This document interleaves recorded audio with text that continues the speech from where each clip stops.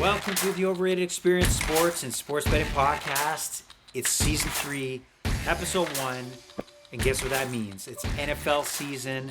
It is the heavyweight of betting. It is the heavyweight of sports, and in my mind, the beginning of the betting season.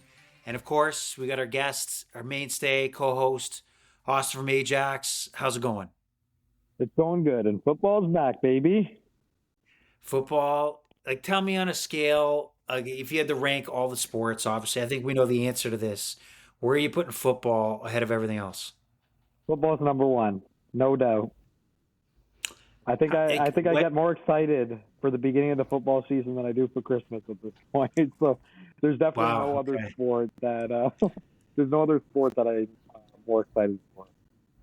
Okay, that's awesome. And is it more exciting for the Sunday where you got the bunch of games, or are you just as excited for the Thursday night or that we're going to see this tomorrow, actually? I would say if I'm excited for any one game, of course it's going to be the first game of the season, just because you get that craving out of the way. You get a little bit of a taste before the Sunday slate. But obviously nothing beats that Sunday with all those games on.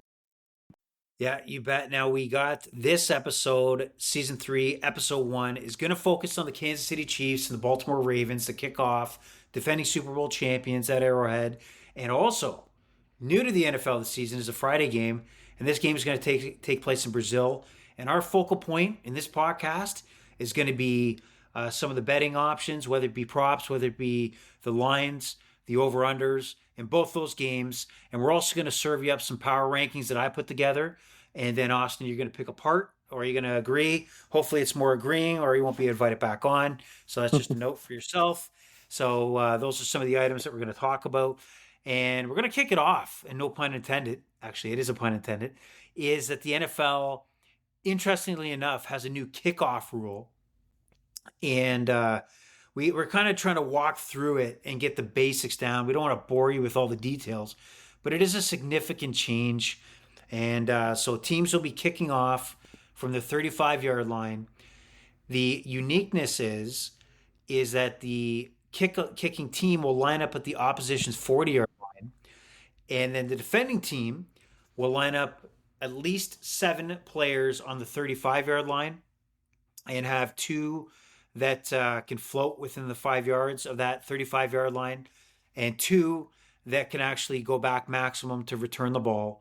The goal is a couple things here, is to see more returns of the football, the kickoff, and the goal would be for the kicker to aim it between the 20-yard line and the end zone. And also the linemen or the guys in the field not to smoke each other because of the high-end collisions you would see on a kickoff, because these guys are running downhill. So it's trying to match a safety scenario, but also at the same time get a little more action on the kickoffs. A lot to unpack there. Some of the key points to really notice: if the kicker is short of the 20-yard line and does not get it in between the 20 and the end zone, let's say they're short, the referee's going to blow the whistle immediately, bring the ball up to the 40 as if he kicked it out of bounds on the kickoff. And there's different rules if it's kicked into the end zone, or it rolls into the end zone, or comes back out of the end zone, or where that ball would be replaced. But we should see more returns. You've already seen it in preseason. I don't know how you feel about it, but Austin, have you really paid much attention to the rule? What do you think it's going to impact the game? What are your initial thoughts? Honestly, I really haven't paid all that much attention to it. I was doing a little bit of research today just because we were talking about it. But I'm sure with all these games, we'll see some funky stuff. It does seem very different. But anything for player safety is obviously the right direction to go. Wow, that's the safe answer. And I'll tell you right now, the player safety position is that they don't want to get sued. So it's player safety. They don't want to get sued. And I think you're going to see, without me telling you how, midway through the season, coaches will find a way to manipulate this new rule somehow, that we are not seeing today. You know what I mean? We're not we're not foreseeing what the Shanahans and the Andy Reids of the world are going to do and think of. These guys are pretty smart, and they go to the rule book. It's like doing taxes. Yep. They find every loophole possible to take advantage every Sunday. Yep. So Every year it seems like there's a new kind of rule that's been added or taken away. Sometimes they turn out, sometimes they don't turn out. So we'll see how it goes. and It then the always hip keeps it toss. interesting. Yes. Another key one is, Even and we kind yeah, of forgot about this, is the hip, the hip tackle, the hip. I can't remember the real name of it. Let me just look that up. drop something like Is that. the yeah hip drop tackle where you've seen where guys would hold on and then just basically put their own body weight and kind of twist around the guy, and a lot of that resulted in some broken ankles, legs bent back. There was a lot of uproar that maybe you're making football a little wimpier. You know what I mean? So we're going to see that as a significant rule as well. Some review plays as well. My understanding that quarterback roughing the passer can be challenged, or at least from the booth they can chime in like they have done for some plays last year and kind of give the referee a heads up, like, yeah, that is not roughing the passer. So we're going to have some significant changes, and we don't know what's going to happen when it comes to the impact on betting. But interesting stuff every year. The NFL is not afraid to tinker. Sometimes you're thinking, don't tinker too much, but for the most part, they're usually bang on. I would say 80% of the changes that they do make. Have you found that? But just a note. I remember one that didn't turn out. I remember for one single year you could not or you could review pass interference, and then it didn't work out. They took it away right away. So, like you said, out of any sport, I think NFL are the biggest thinkers. Great way to say it. Okay, we kind of lost your audio slightly there, lowered. So just be Yep. careful of the audio there. So you're back to Yeah. normal now. Am I good? But Beautiful. you're good right now. You got your, like your, what was I was gonna say Celine Dion type voice, but that's not what the kind of voice you want. So that's kind of the things that we're gonna look out for. But I forgot to kick off the show of where you can reach us on social media, and you can reach us on X at Overrated EXPER2. That's Overrated EXPER2 on Twitter, AKX. And we want to hear from you. You're going to hear from us. You can hear my opinions, and also Instagram and Facebook at Overrated Experience. So we're going to try to get more content up this football season. And then Austin, I think you have an Instagram page. You want to throw that out there? Yep, it's K Phillips 2220 if you want to give me a follow. Okay, so just making sure that you also promote the podcast when I throw anything up there on Instagram. And did you hear that Bill Belichick is on Instagram? Yes, I actually saw that today. Yeah, What was the? Do you remember the name he called it? It was yeah, yeah, InstaFace or something like that. InstaFace.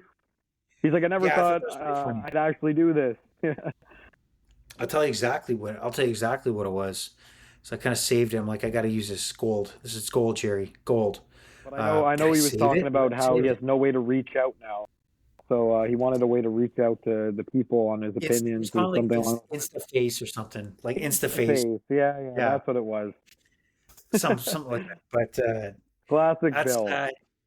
you know what? There was all the talk about him not getting a job, and now he's really taking the media. He's on Pat McAfee's show, so he's. That's I think he'll be crazy. good in the media. Just some notes before we get into the games here is that I don't know if you've been checking out some of the multiple betting sites, but I can't stress enough going into the football season the value of having multiple books to look at. So, as an example, we are going to be looking off mostly the Bet 365s, the FanDuels, and the DraftKings kind of lines when we look at these games. Mostly Bet 365.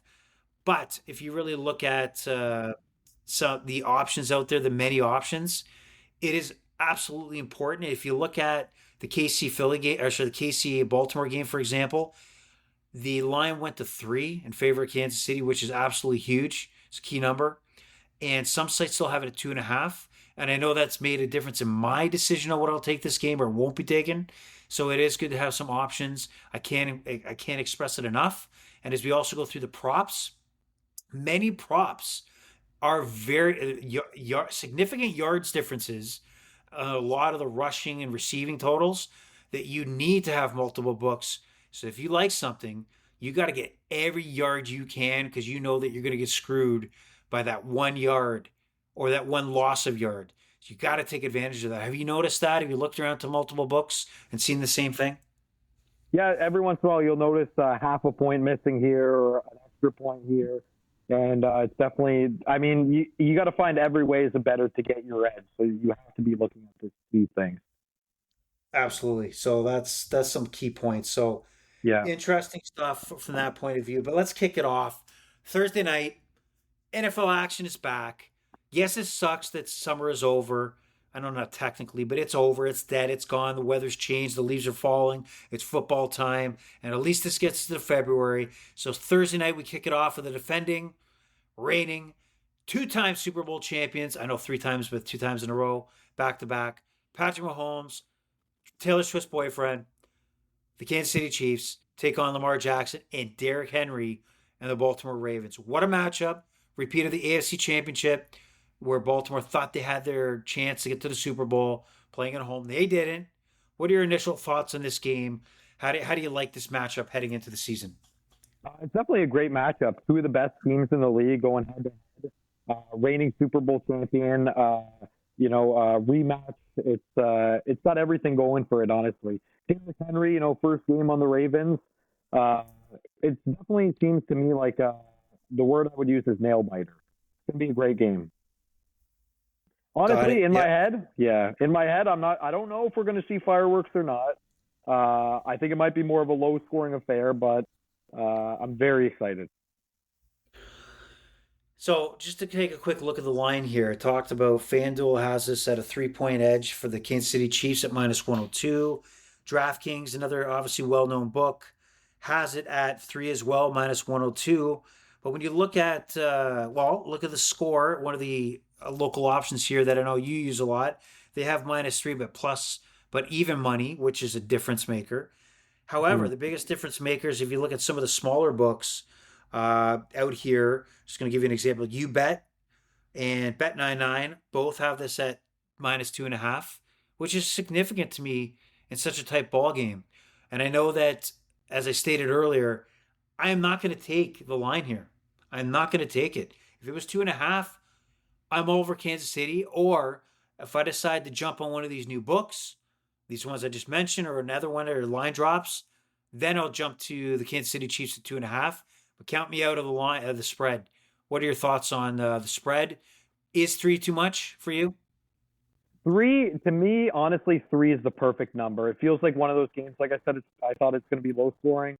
It feels like one of those games that really could come down to the end of the game field goal. So I What think side three do is you lean right on? on. Three would be good. Uh, I would say I still, I'll respect the Chiefs. I'll lean on the minus three for the Chiefs. Uh, but yeah, you know what? It would almost be a no bet for me. Obviously, I would want to bet it because it's on that Thursday night. You're tempted to do it, but if you're looking at the good investment, I think it's almost a stay away just because it's such a great line. I would rather just take the Kansas City Chiefs straight up. You still get a 65-cent return, 66% return per your dollar, and I think that's the way to go in a parlay opposed to taking the spread. That's my opinion. Possibly Well, even a depending on the touchdown book, prop from me. Hmm. well, we'll come back. We'll circle back to that. So we'll come back to that. So the as far as the spread money line goes, you're looking at if you want to make $100. Some places you're going to have to put down 150, 145, even as high Yeah. as 160 in some books. So if you have that faith in Kansas City, and if there's a team in the NFL to have faith in, that's the one. Uh, Hmm. but we did see Detroit roll into Arrowhead last year and knock off the Chiefs. I don't see that happening this time around. Kansas City looks like a better have all as Super Bowl champions. They've come back and I think fixed a lot of the things in their offense that they were Yep. missing. Do you see Baltimore taking this down, or does Baltimore have a shot? Baltimore definitely has a shot. They're a good team, and I think honestly, from what I understand, their biggest weakness last year was in within the 5 yard range, without in the 10 yard range. And now you got Derrick Henry who can just plow his way through, right? So it's like, do they go into this game and they just have all the answers now? Like, would I Right. be surprised if Lamar Jackson this year got his third MVP? The guy's won MVP twice. No, I would not be surprised. And you know what? They could have, a top three running back in football this year too, on top of what they already had last year. So just solid all around team. But Mahomes is just that guy. It's impossible to bet against him. It's like betting against Brady. It makes you sick. So I I won't be able to bring myself to do it this Thursday. Yeah, the comment on that is, I believe, and maybe it shouldn't be the case because it's supposed to be regular season MVP. I think the ship has sailed on Lamar Jackson as far as MVP, unless he has heads and above ridiculous season compared to everybody else. He is in that stage in his career where people perceive him based on his playoff performance, and his expectations should have been already the Super Bowl at this point. And I think that will hinder unless he has a runaway type statistical season for Lamar Jackson and the Ravens where he'll get that MVP. It's possible, but I think Yeah, based on the expectations that are super high for him going all the way, at least making a yeah, Super Bowl appearance, I think it's not the bet to make this season for futures MVP betting. That's my thought. fair enough. All right. So looking at some of the other lines, the over under right now is also kind of an interesting play. I love my over unders. The whole show is named after taking overs, and I like to take the over. Many books have it at 47 or 47 and a half. Some books have it as low as 45 and a half.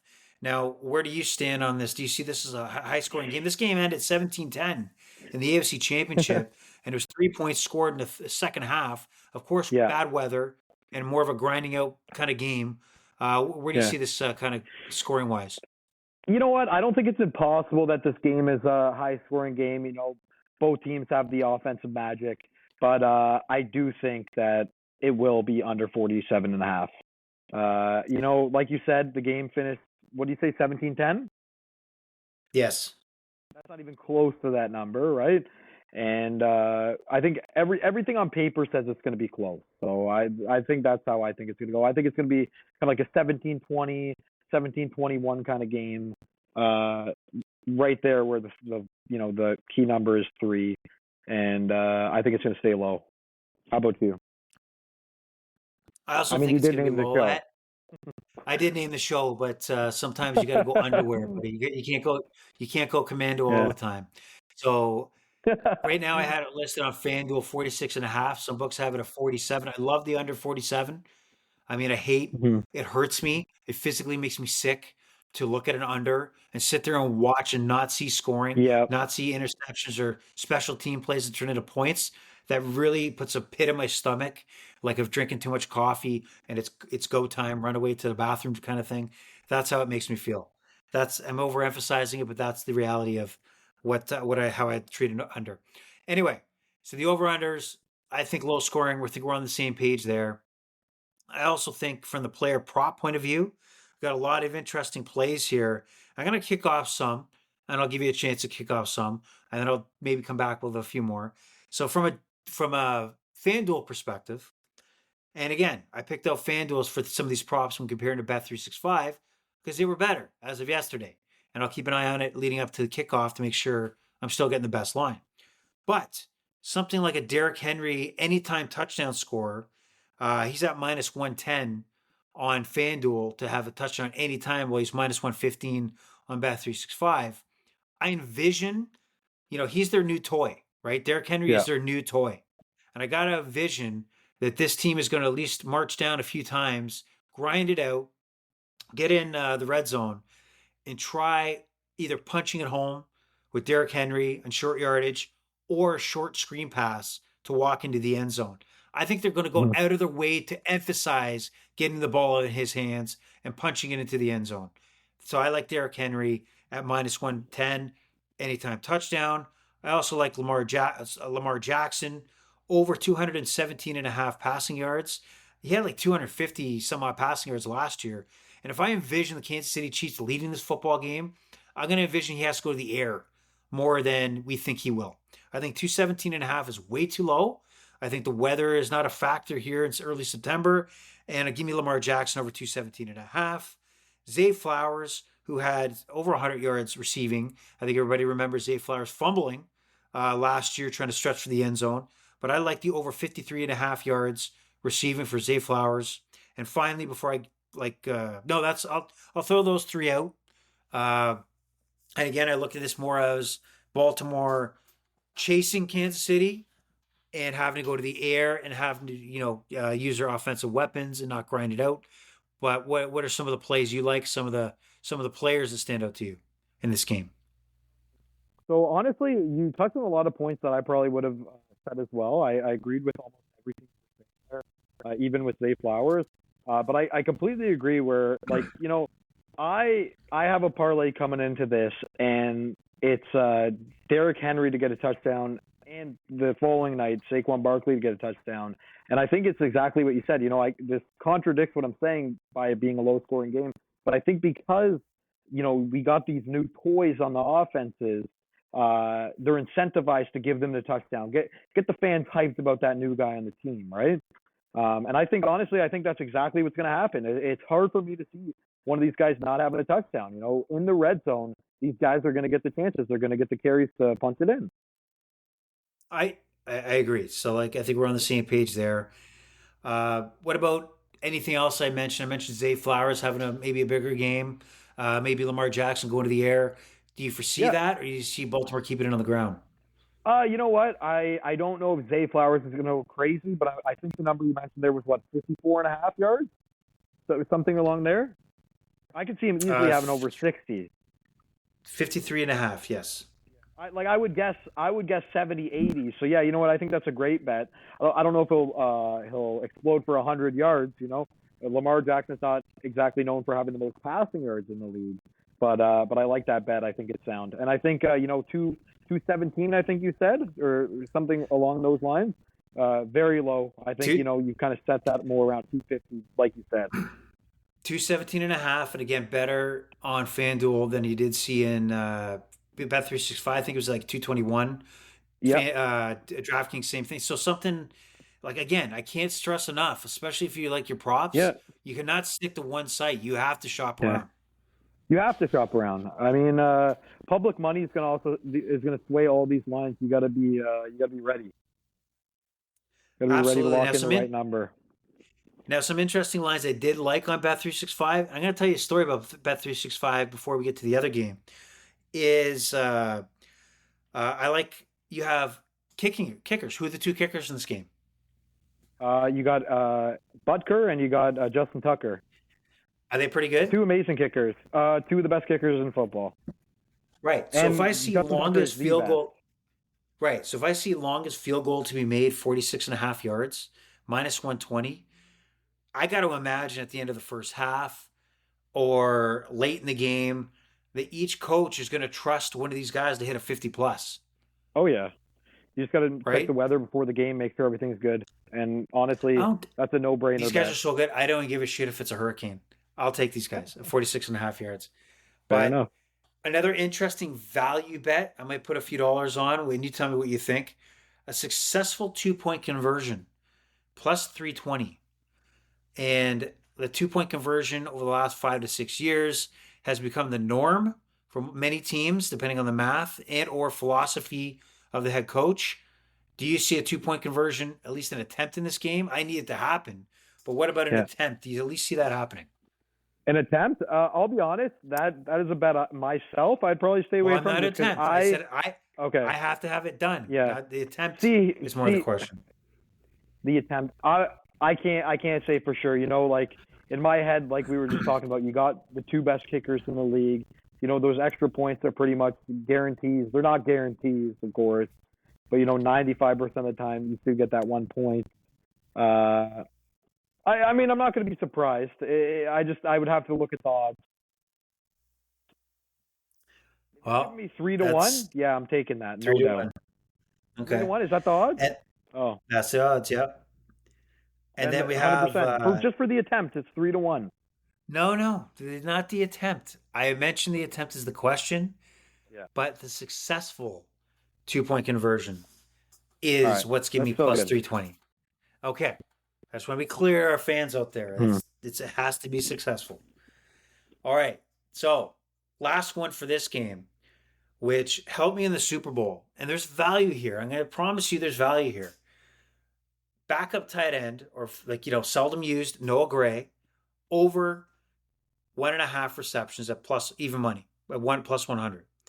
Mhm. Last year in the Super Bowl, he had two.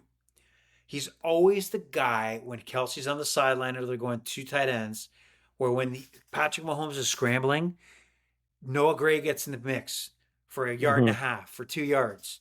I am telling you, there's value here with Noah Gray to have two passes, and then you'll never see him again.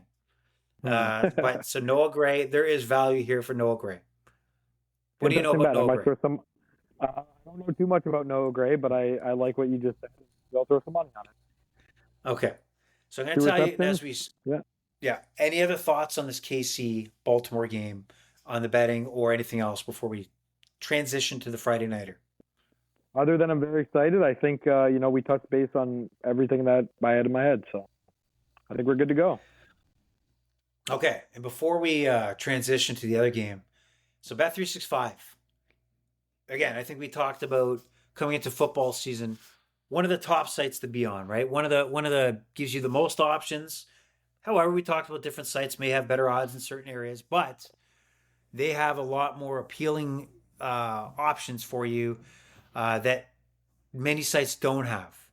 They tend to have everything that mix and match other sites do or do not have. Would you agree with that? Are they the best that you like to go with, especially during football? They're the best, and their early And they payouts also are have obviously unmatched. early payout. And Yeah. explain the early payout. So in football, in NFL, because that's what we're talking about, if your team Yep. goes up 17 points and you place the pregame wager, then you get that money instantly. So it doesn't matter if the team goes on to lose, as long as they took a 17-point lead and it's a straight bet, that money is yours. And sometimes on NFL Sunday when you're looking at your bankroll, team goes up 17-0, you get that money in your pocket. You don't give a shit if they blow this game 50-17. It does not matter. You've moved on. You consider it a win regardless if the team has a W or not. That's the value, a big value, and it pays off many times. They actually used to have it 14 points before they moved it up to Unreal. 17, which is nuts, And that right? was the whole And they year have the too, if same I'm not thing. mistaken. Yes, and they Yeah. have it for other sports for different things. They also have it within your if you want to do a in-game same game parlay. It's very beneficial and very appealing for Bet365. So there's no question the service that they offer is fantastic. I in the past were a heavy user of Bet365, but they are stingy. They act as if they don't need your business. They don't give a fuck if you're with them or not because they know they're popular. And maybe not for Canada, but for the rest of Europe. Is a while back, they have a verification process where they can pick and choose and say, hey, Austin, we want to know where your money's coming from when you're depositing into your account. They obviously have to keep on track of money laundering, all those things. They selected me to request financial information. I don't know why you would think I would be money laundering for the sake of I'm not winning as much. I'd be the worst money launderer ever. Okay. That'd be the worst. I'd be the worst ever. Okay. So they've requested, I kind of went to other options because I thought that was kind of overreaching. And then eventually I looked at, hey, it's football season come up, it's soccer season coming up. And Bet365, when you come down to it, they do have the best odds and they do have the best options. And it's just if I'm gonna do this, let me suck it up and send them the information. I've sent them the information mid-August. Mid-August. The information that they requested, everything they requested. This file is still under review, and we're at September 4th. And I've communicated to them multiple times via chat, recently as of yesterday, email, for them to tell me that it's still under review. And that tells me they don't give a shit if I'm back or not. They don't give a fuck. So, one of the reputations, if you go to covers.com as well, and you look at Bet365 and some of the pros and cons, is if you are a successful bettor, watch them to lower your limits and cut you off fast. So, just saying, I want to be back on the Bet365 train, but they're not letting me on. And I find this very peculiar and almost like they could care less if I was back or not. So I want to throw that story out to our betting public. Well, that's what I'm experiencing. Shocked, dismayed, and really surprised that this is happening. So take that as Yeah, a sidebar. that's a crazy story. Yes. Uh, Now, we move on to another crazy story, and that is the Friday Nighter. First time the NFL has done a Friday night to open the season. And I don't know if you knew this or not, but they're also talking about potentially moving the season to start up in Labor Day so that you have a Thursday, Friday, Saturday, and Sunday, matchup. So you may even see more That's every fan's dream. chaos when it comes to this season. But I can't see that unless they go to the 18 games, right? So that the idea would be that every team gets two buys. Mm-hmm. So you would have to stretch it out 2 weeks. And the perfect thing would be is that the Super Bowl would land on the Canadian Family Day weekend and that the American holiday of that as well. So you wouldn't have to take the Monday off and you could experience the Sunday as if it was like a long weekend for the Super Bowl. That would be the ultimate. I could die happy if that was ever done. I think it's going to happen. But for this season, we got the Friday game in Brazil. And what have you heard about this game, Philadelphia and Green Bay? Not the game itself, Yeah. but the festive, like the actual game being in Brazil. What have you heard, and what do you think? I've heard that the place near the stadium is a very dangerous place for the players. So much so that a lot of the players don't want to even bring their own families to this thing. Have you been hearing the same stuff? I've been hearing the same stuff, yeah. right? So breaking, like on Twitter, if you follow ML football, just making sure they get credit. Eagles and Packers players have been strongly advised against leaving their hotels while in Brazil. Players were told not to respond to any weird messages on their phones. Most players have advised their families not to come along with the trip, like you mentioned. Darius Slay of the Eagles came out and he was talking about that very thing, right? He was kind of questioning, hey, why are we doing this game if we're going to be stuck to our hotels? You're telling us that it's very dangerous. There's a high crime rate, and he's talking. I'm not going to leave my hotel room. Like, not sure why we're doing this if we can't do that. My family can't come down. He came out with an apology today, and here's a quote from Darius Slay. I want to apologize to anyone I offended. That wasn't my intention. I'm looking forward to playing in your beautiful country, and I've heard all your very passionate, just like our amazing Eagles fans. Just a few more days. Can't wait. Fly, Eagles, fly. Does that sound like some media person from the Eagles, some PR person probably wrote that for him? Oh, 100%. But do you blame these guys for feeling this way? No, I don't blame them at all. And you know what? I heard just another note. I heard that the gangs in the area apparently are apparently their gang colors are green. And apparently a lot of people are thinking that there's going to be a big deal because both the teams that they chose to play are green. That was probably pretty smart. Good education. So apparently I heard that a lot of people are worried for that reason, which I don't know if that's a rumor or whatever, but that's that just kind of adds like a little more of a crazy factor to it on top of everything, right? But yeah, I would agree. Absolutely. Why would you not question why are we doing this, right? But at the end of the day, it's pretty obvious. It all comes down to making money, right? Yeah, and this is why when you see guys holding out to max out their guaranteed money or restructure contracts because they feel they have leverage, all power to you. All power to you because you are just a pawn in the chess game of the money-making machine that is the NFL, and that is exactly why they're down in Brazil. And did you know that Brazil has blocked Twitter, right, at the moment? I did not know. So there's an issue with Elon Musk not complying with a Supreme Court order down there. So X has been turned off. So you can't even, if you're a reporter that's going down there, you can't even use the app in the country of Brazil at the moment. Is that wild? That is wild. So this is why when I look at this game, Eagles, the home team here in Green Bay, this is a complete wild card game. This is so unpredictable because of the fact that, what are the emotions of these players that are locked in their hotels? How fresh are they going to be? Are they staying up at night concerned, of their well-being? Are their families contacting them to say, are you okay? They can't tweet anything. What's the experience going to and from practice? What's the food like? What's the field condition? This is going to be the best I possibly can to try to predict what's going to what happen. But I think we have no idea what's going to happen in this game because this is unlike any game played, obviously, either in Green Bay or Philadelphia. And this game could go any which way, in my opinion. Do you Yeah. think that kind of the same way? Yeah, I would. You know what? I'll be honest. In my head, I hadn't dived into all those conditions like you have. But you know what? Thinking about it now, those are some big factors.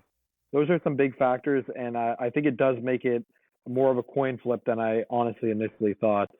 Just thinking of it as, you just look at it on the app and you see the Eagles on the bottom, and you're like, oh, they're the home team, right? I'm pretty sure like a couple weeks Yes. ago, I didn't even realize they're playing in Brazil, and I'm like, oh, it's the home team, and it's like, nope, they're playing in Brazil. This is a whole different scenario. Big time scenario. So most now, if you look at the game itself, I'm looking at the latest lines. Most sites have well, it's kind of all over the board here. 2.5 seems to predominate in the Eagles' favor, but a few betting sites, at least locally here, have it at 1.5. Some at 2. DraftKings has it at 2, while Unibet Hmm. has it 1.5, and Sports Interaction 2. FanDuel has it 2.5. A lot of up and down odds on this one, right? So you really got to shop Hmm. around. Again, Eagles are home, and let's be honest here. Let's look at the two teams that ended their season, right? Green Bay Packers walked into Dallas, knocked off the Cowboys, smoked them, smoked them. I mean, we could sit here and talk about they should have won in Green Bay. I mean, in San Francisco, right? They had San Yeah. Francisco on the ropes, and then you look at the other side, the Eagles. They I don't know if you call it falling off the tracks is a strong enough word. They fell off the tracks and down a hill and got those explosions in a movie. Uh, they had a horrible end to their season. They could not get their offense going. There was talk about locker room issues with the coaching staff, especially Hurts, and the coaching staff. So what do we do here? What do we think is going to happen? Is this Eagles team where people think it is back on the tracks? Jalen Hurts healthy. I don't know, but I still think that the Eagles are the favorite in this one. I'm gonna take a shot that they're gonna cover that 2.5, but I'm really iffy on this one. What are your initial thoughts? Initial thoughts, believe it or not, the first thing that I'm thinking, I think it's going to be a high scoring game. I'm looking Yeah. at I don't know if you got the same over and under as me at 49 and a half, but I think it definitely goes way over that. Now, when it comes to predicting a winner, it's very difficult. I want to believe that Philly is that team of old, that respectable team, always going to put up a fight, always going to be always a shoe in for the playoffs, which I still think they are. Um, but Green Bay is that team on the up, right? And it almost looks like they're going in opposite directions. Do you have a pick for this game right now? Well, I'm gonna take the Eagles 2.5, and this Mm-hmm. again, I don't feel so confident on this one. And then to your point, because this game could go any way, being in the situation it is down in Brazil. Mm-hmm. Again, I don't know the field conditions. I don't know how hot it's going to be. I mean, Sure. that's the year in Brazil, right? It's not going to be cold. It's not going to be Green Bay frozen tundra kind of weather. But you're over under here. You mentioned 49 and a half. I mean, some sites have it at 49, 49 and a half, 48 and a half. I am going to be 52% sure this might be an out of the box kind of game where we just got points after points after points and just Mm-hmm. crazy scoring after crazy scoring. But again, I can't stress enough that you need to find the site if you're going to go that fashion that has the lowest over under and bet heavily on the over. Simple as that. So keep an eye out. Yep. DraftKings is at 49. FanDuel is at 48 and a half, I believe. Bet365 is at 49. So be careful which money you take. But again, will I be surprised if somehow the field is shit condition and they can't get footing and this game is like a low scoring game? I don't know. I mean, it's just such Mm-hmm. a unique kind of game. So weird. Yeah. But I also have some prop plays here. I don't know if you want to kick off Did you have any thoughts on some props, or did you just want to listen to mine and maybe comment on them? Well, my only parlay that I already mentioned with this game is I think Saquon Barkley being the new toy. I think they tried to get him that touchdown. So I think either straight up or parlayed with Henry. I think it's a great bet. Uh, that's all, but that's all I got for betting props. Really? Okay, so Shaquan's your guy, former Giant, now an Eagle. Well, I got a few here. I took some time, and even though because I don't know what's going to happen, I'm taking an educated guess, and I got a lot of stuff here, so I'm going to bear with me, okay? So the way the Eagles did business last year, and or some of the items that I noticed as the season progressed, was that number one priority is you got to keep AJ Brown happy. You got to target him. You got to go out of your way to keep him happy by targeting Mm-hmm. him and having him in the game plan. There's no ifs, ands, or buts about this. And it really stood out in the Minnesota Viking game last year, where the Eagles were running all over the Vikings. The right play calling was to run the football, but he was whining on the sideline. He was bitching and moaning on the sideline, not getting targets. And I think they made a conservative effort going forward to ensure Mm-hmm. that he is the guy that has to be a part of the game plan. It's there's no negotiation.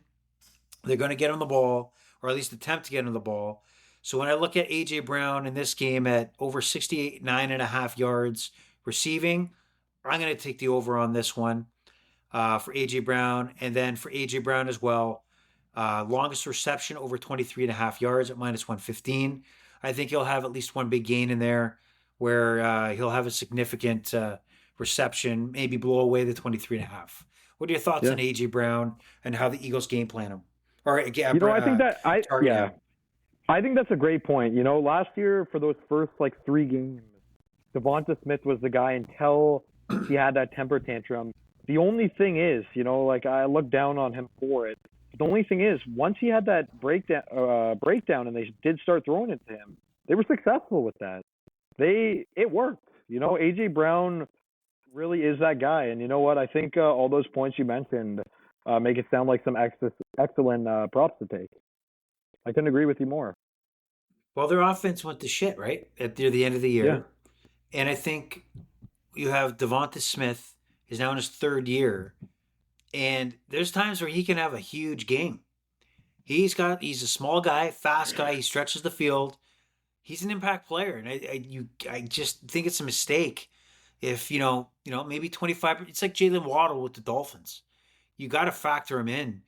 I mean, Tyreek Hill's going to own it. He's going to be the guy. But there are some games where Jalen Waddle is going to have the yards and be the target. Simple as that. But I don't know if that's going to function in Philadelphia. We'll see. But I think Philly will pull this out. And going forward, it's a kind of a weird one. And this one's up and down compared to if you look at Jordan Love's game stats. So his over under for rushing yards is 6.5. Uh, and there's some games last year we had 20 plus yards and then 2 yard. It's very up and down. There's no in the middle with Jordan Love. And if I really believe that Philadelphia is going to be winning this game, and and Green Bay is going to be chasing, I gotta believe Jordan Love's got to at least take off for a first down once or twice in this game to at least get 7 yards. Does he not? I could definitely see it. And if not just one, maybe 2 or 3 to get him there, right? 2 yards here, 3 yards there. So you're saying I you see love it. this bet. I agree with that too. I like that prop as well. So you love this bet for Jordan Yeah. Love. I think I would say I prefer the AJ Brown, but I think both are great bets. Okay, what about this one on for size here? So there is the Jalen Hurts passing and rushing 278.5 yards. Yeah. So passing yards and rushing yards, Yeah, I combined. think Yeah. combined. So I Yeah. think he has a big game. Yeah, What I do you mean, I think? would set that line at probably 300, 299. So Okay, I would also agree. good. I'm glad we're on the same page here. This is great. Also, Jordan Love's passing yards over 256.5. Hmm. Is he going to be throwing the ball a lot, you think? Yeah, well, I think it's gonna be a high scoring game, so I would also say over. Okay, Highest so paid we're on the same quarterback in the page there. league. He's got to show why. Highest paid quarterback in the league, and it's crazy Love. to think that 4 games into the Packers season last year, they thought it was a giant failure. That Yeah. they waited this long, and then this is what they got, and then he's the highest paid quarterback in the league. Amazing Hmm. how things work.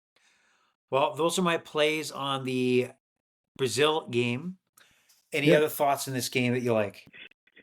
One thing that I'm just thinking of right now is one of the big question marks for Green Bay is, who's going to emerge as that number one receiver. And in my opinion, I don't think he's necessarily the favorite to take it. Um, but Romeo Dobbs, depending on what his line is, I could see him going for over 50 yards this game. So if the over under is over 50, I would definitely take the over. I think it's going to be many yards in this game, many points. I think it's going to be fireworks personally. But that being said, with all these estimates, like you mentioned, there's just so many factors in this game uh, why things could be a certain way that honestly, I don't think there's any way for us to know until the game actually happens. And so, I can guess all I want here, but I think there's just going to be that random factor that you can't predict on this one. I agree with you. I agree with you. So we're gonna move out, and those are the two games, and we're gonna move on to the power rankings, and we're gonna quickly go through that. Yeah. And don't think we're gonna miss out looking at the Sunday games. So the idea here on the Overrated Experience Sports and Sports Betting podcast would be to look at getting a couple more, one or at least two podcasts before Sunday in. Hopefully Austin can join me. Austin from Ajax can join me. He may not. He's on the road. He's living it up at the cottage life. Is that accurate? That's correct. That's the plan. How dare you during football season abandon your post? But that's fine. If So I might ride if I'm not solo. able to make it for these two podcasts before week one is concluded, I will be back for week two. Okay. All right. Well, we won't hold it against you, but yes, we will. All right. So we look at that and we're going to move on to the power rankings. So the idea here is to try to keep a weekly power rankings to help us get our heads set around the betting aspect when we look at week to week matchups. And this power ranking sets all 32s from worst to first. We'll quickly go through it. It's been predominantly myself looking at putting this together. Austin from Ajax is going to kind of comment on it. I think he's pretty much aligned with maybe a few exceptions, and maybe we'll get him to also maybe next week we'll kind of put our heads together and reshuffling if we need to a week two power rankings. So, Austin from Ajax, we're going to start from the bottom Okay. because we can. Here we go. Yeah. So I got Carolina at 30. So I'm going to go five at a time. How about that? And we can Five at a discuss time. them. Okay. Yeah. Yeah. Sounds So good. 32 is Carolina. 31 is New England. 30 is New York Giants. 29 is the Las Vegas Raiders. And 28 are the Arizona Cardinals. Would you Hmm. say that these are the bottom tier teams? Does Carolina deserve that last position? So I agree with most these five here, but I actually don't believe that Carolina deserves the last position. Whoa. I would rank New England underneath them, to be honest with you. It is pretty close. I do think those will be the worst two teams. So being one spot away from what mine would be is not a big deal. But New England sitting at a -8 here, Carolina sitting at a -10. I might actually reverse those. Okay, here's how I guess I looked at it. You got Carolina coming off absolutely horrible season. Oh They're yeah. banking they're banking their hopes on Bryce Young. He didn't It's hard to say he didn't play well, but the team built around him really didn't do him any favors, and it was not a good spot for a quarterback to develop. And you got CJ Stroud in Houston, the second overall pick. You know, Obviously Houston's direction is I'm going all in, right? While he's on his rookie contract, because I think I got a Super Bowl team. It's just a night and day kind of difference. But again, the organizations look like they were handling each of these quarterbacks differently. So I'm going to stick to Carolina until they can prove it. There's a chance with the new coaching staff, and have a chance to set up their offensive line. They might be better. Second year quarterback and Bryce Young. And New England is not really exciting me with Jacoby Brissett as a quarterback. However, I look at it this way: Carolina needs to do something to kind of move up my rankings. And then New England, I foresee that Mayo is going to be in their quarterback by week 3 or 4. And I think he will be more of an NFL ready quarterback and significantly at least make New England not a laughable joke that they were the last couple of years, especially offensively.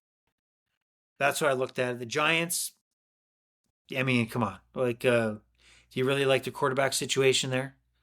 No. No, I mean the only thing that they got going for them this year, I think, is they got Nabbers, who's seems like a phenomenal Neighbors. Neighbors. You're right. Yeah, that's how you say it. They got Neighbors, and he looks like he could be a phenomenal talent. But that being said, he's got Daniel Jones throwing to him, right? So there's only so much that can actually go down there. Yeah, so I would argue. Too much time. Yeah. No, I was just going to mention, departure of Barkley, but other than that, we can move on. Okay, so we have Vegas, Arizona, and then the next batch of 5 are Denver, Bo Nix, starting quarterback, Tennessee, Chargers, Washington, and New Orleans. What stands out there for those 5 teams? I'll say this, to be honest with you. I had a little bit to nitpick on the first group. Here, I would say it's all set to what I would probably have it as well. So there's a lot of what ifs on here, right? So Bo Nix is potentially somebody who can fit into the offensive scheme in Denver. You know what? Tennessee's going with a different philosophy. Yeah, go ahead. Yeah, I got one thing to say. The thing is I want to believe in Herbert for the Chargers. I think he's a great quarterback. But you know what? Chargers, there's a chance that they could be the worst team in football this year. There actually is Chargers? Yeah, the Chargers could be one of the worst teams in football. They're on the downspin, man. I'm not saying I'd move them down that much, but look, that's a head scratcher. You know what? Like I honestly might say I might have Arizona over the Chargers. There's a chance, but obviously in a couple weeks in, we'll be able to reshuffle this all, see what's actually going on. There's so many question marks this early. I could digest that. At least that comment about Arizona. I can't see the Chargers down in the New England, Carolina territory. That's hard to fathom. But I could see them in the Giants area at the -6 there. Okay, all right. So I'm not going to next go batch crazy of 5. And say New England. Okay, so the next batch of 5 got New Orleans at 23, Pittsburgh 22. Pittsburgh that low, huh? Indy 21, Chicago number 20, and Minnesota ahead of Chicago right now, number 19. Yeah. So what are your thoughts there? I'd probably move Minnesota down there. I'd probably have Minnesota at the bottom, and then everything else would stay the same. Except, you know what? Sorry. You know what? I'm realizing that in these power rankings, you have them set to +3. Does that mean they're equal? They're equal, but if you had... So you got to explain to the audience. So basically the power rankings, each team has a number beside it that, for example, Carolina, the worst team is at -10. When we get to the top team, they're +10. So some of these teams, like Austin from Ajax stated, Minnesota, Chicago, and Indy, Pittsburgh all are +3, but I'm still ranking them who I think is slightly better if I had push game to shove. But yes, they're very close. Very close. Yeah. Minnesota has had one of the worst off seasons I've ever seen, just luck-wise. They had a cornerback actually die. They had their starting quarterback go down with a injury, and then their second receiver Addison. I'm pretty sure if I'm not mistaken, he not only got injured but also had a DUI. Plus, they're missing their tight end Rudolph, right? He's injured. He's on the IR as well. So, there's just. You're thinking. I'm not saying that Hawkinson. Sorry. T.J. Hawkinson. Sorry, that is right. T.J. Hawkinson. Yeah. Sorry, my mistake. But they just had so much go wrong with them. That first half of the season, I really could see them being way lower than they're ranked here. But when people start to get healthy, or I do think they could improve. Plus, they do have Justin Jefferson, the best receiver in football. So we'll see what happens there. And they got Sam Darnold. You know, I uh, don't know if I'm the biggest Darnold guy. I won't lie to you. look at this. I got faith that Kevin O'Connell, their head coach, has done much better. Has done better with less. Let's say that. So I think Sam Darnold can benefit by having him as leading play calling, and with the weapons they have, like you said, Justin Jefferson. I think they can get by, and I think they can be successful. But you have obviously Caleb Williams and this powerful, potentially powerful Chicago Bears offense, and things look like is going up in the right direction for the Bears, but we don't know. But I can tell you the Pittsburgh Steelers, their quarterback situation is ugly. I don't care what kind of new paint you think you're putting on Russell Wilson. He's not going to be your starting quarterback, but at the same time, he's going to start the season, and either by injury or by play, Justin Fields is going to be in there, and I think they're going to be thinking, I need a franchise quarterback at some point. We're going to see that Hmm. play out pretty soon. What do you think of the Yeah. Steelers? You know what? I've heard that their defense has actually improved from last year, which is pretty impressive. I think that could make them, easily one of the top 3, 4 defenses in the league. So Right. I would definitely say their strength is their defense. That being said, I'm not saying I'm a Russell Wilson fan, but I wouldn't say I'm a Russell Wilson hater. I could see him striving for average quarterback. I know you're going to disagree with me there. But even if they don't, like I know people have been saying that the Steelers have nothing going for them at quarterback, but I think they got 2 guys that could be okay with the guys that they have around them.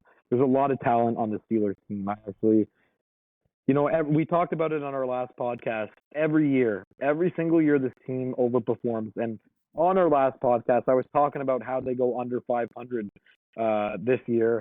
But you know what? I've done a little more research, and I think they are going to stay above 500. And what's Russ's new alter ego? Oh, uh, uh, oh, Mr. Unlimited. That's his thing. It's his alter Why ego. would Is some he's Mr. Unlimited. That's what he says. Why would somebody do that to themselves? He already got, At this blasted with point, the Let's Ride. Like, it's dumb. uh, honestly, I couldn't tell you. The Subway commercials were probably some of the worst commercials I've ever seen in my life. They're very uncomfortable to watch if you haven't. Look, his time's expired. Okay, he's done, and I think people you can't bash. You got to give him credit because he without Russell Wilson, the Seattle Seahawks are not winning a Super Bowl and heading back to a Super Bowl. I don't care about their scoring defense. No, you needed a quarterback in that scenario. He fit the bill. He played great. He came through in clutch moments. But at the tail end of the Seattle career and the Denver career, and now this Pittsburgh Steelers career, it's over. It's done. Simple as that. Applaud what he did in the past, but please don't expect to see the same Russell Wilson that we did in his early days in Seattle. It's not happening. So that's all I got to say about that. All right, and we got the next batch: Seattle, Jacksonville, Atlanta, Tampa Bay. I think when you look at it, Atlanta's at 16 is pretty intriguing with Kirk Cousins and some of the weapons they have in offense. What are your thoughts on Atlanta? Can they make a run? Can they? I put Tampa Bay at 15. Can they Yeah. get it past Tampa Bay to win the division? No, I'm a big Buccaneers guy right now. So I actually think that the Buccaneers do win that division. That being said, I do think it's going to be close. There's a reason why Atlanta on the betting sites are the favorite. Um, but I do think Tampa's the better team. So I do agree with you on those power rankings there. All right, so next five. 14, you got the LA Rams. 13, the Houston Texans. Number 12, the Dallas Cowboys. Number 11, Green Bay. Yeah. And number 10, New York Jets. And I'm thinking the two teams that stick out in that list, the Dallas Cowboys at 12. Is it too low? And is the Houston Texans too low at number 13? Yeah. You know what? I am very, very high on the Houston Texans. Uh, I'd probably have them way up this list if I'm going to be honest with you. I'd have the Houston Texans in the top 5 here. I would have Houston Texans in the top 5. So I would definitely argue with you on that one. and I'd also put Dallas above Green Bay. Uh, but other than the Houston Texans being way up there, I wouldn't say I disagree all that much with the rest of the list. I've heard Okay. things like I personally believe that Houston has the potential. They could have the best three wide receiver core in football, and on top of that, I've heard that their defense is actually going to be good this year. Well, as we get up to the top five, then maybe at that time you can reveal which team should be bumped down out of the five. But don't tell me yet. Yeah, Don't tell me yet. yep. All I think I right. might know. So, okay. Well, then you sit on that until it comes up. So the next Yep, wave of five, 9, 8, 7, 6, 5. We're going to have Miami at 9, Cleveland at yep, 8, Cincinnati at 7, Buffalo at 6, and Philadelphia at 5. yep. Okay, don't Okay, go to the so 5 yet. Let's talk Miami, Cleveland, Cincinnati, Buffalo, and save the last 5. So, what do you think there? yeah. So I am very low on Miami this year. I think Miami probably has one of the worst defenses in football. Last year I'm not sure if the team actually was able to beat a team over 500 all year. I think they're losers. Like I'm sorry to actually say, I think they're just a team that finds ways to lose. Unless they really beat up on the bad teams though. So like last year, I'm saying all this, and last year they dropped a 70 piece on the Denver Broncos, 70 points. So obviously their offense does have fireworks. For fantasy football purposes, Miami's literally the perfect scenario. But just because I believe their defense is going to be bottom five this year, I I can't rank them here. Um, I'm just looking at the list here. Sorry, my bad. And then Buffalo at 6. Buffalo. I believe in Josh Allen. I think he's one of the best quarterbacks. But I don't necessarily disagree that they're in the sixth spot. I'm just thinking, you know, anything could happen there. That's what I'm thinking. I'm thinking anything could happen there. Uh, just because they looked so bad last year, and they lost their number one wide receiver in Stephon Diggs. Got it. And then Yeah, my comment on Miami is that yeah, they could drop 70 on Denver, but as soon as it gets yeah, cold, they're yeah, finished, and they have to come into the season looking for home field advantage throughout the playoffs, or they're dead. yeah, They're dead. yeah, yeah, All right, top five: Philadelphia, Baltimore, Detroit, San Francisco, and number one, your back-to-back Super Bowl champion Kansas City Chiefs and Patrick Mahomes. yeah. So, which of the five is it easy as the Eagles? You'd not jump out of there and put Yeah, Houston that in the top five? that's it. When I said earlier, I already know which one it would be. Honestly, yeah, Philly. Bring Philly out of there. I'm not putting them down to where the Texans were, but I'll just bump Okay. them down one, and then I'll move Texans all the way up to the 5, and then put Philly at the 6 there. Now, when I look at this and I look at San Francisco, I put number two, and Detroit number three. I mean, it's hard to believe, but is Detroit maybe the number two? Like They they should have played the Super Bowl. Like let's not yeah, kid ourselves. every team every year this Detroit team feels like they take such a leap forward, and it just feels like sky's the limit with this team. E- I don't know if I'd put them over San Francisco right now. I think that actually is a little crazy to say. Not completely crazy. Um, but they're definitely easily to me probably the most entertaining football team to watch in the whole league. Um, so you know what I think. That 3 spot is a very respectable place to be. The 3 spot could win the Super Bowl. No one's going to be surprised, right? So I think to me that top 4 there looks solid. Those are the top 4 teams for me as well. And then my 5, my personal top 5. Maybe I'll do my own list and give it to you guys next time I'm on the pod. Uh, but my top 5 would be replace Philly with the Texans, and there it is. Got it. And then, is there any disagreement that Kansas City should hold the number one ranking? Zero. They're the best team in football, hands down. Patrick Mahomes is the best quarterback since Tom Brady. Wow. And then, because last year is funny because people would have potentially knocked them off the top of the power rankings with their struggles. Yeah, Yet they come out and win a Super Bowl. But I think the respect level for Andy Reid, Patrick Mahomes, Travis Kelsey, and the rest is at a point right now where I don't think anybody's thinking even close to put to supersede them on this list. So it's pretty amazing what they've done, what they look like they can still do, and they deserve that number one spot. Well, Austin from Ajax, we've reached over an hour in the podcast. Got a lot of podcasting to do as the football season rolls on. So keep an eye on those lines. Keep an eye on those parlays. Keep the action going. Bring some stories into the podcast. Thank you for coming on once again. We're gonna end it here. Any last words from Austin from Ajax? Just as always, Austin from Ajax, out. All right, so that does it for the Overrated Experience Sports and Sports Betting Podcast for Episode 1, Season 3. And that's it. The pleasure's all been yours. Enjoy your evening. Enjoy kickoff on Thursday night. We'll be back very soon. Bye-bye.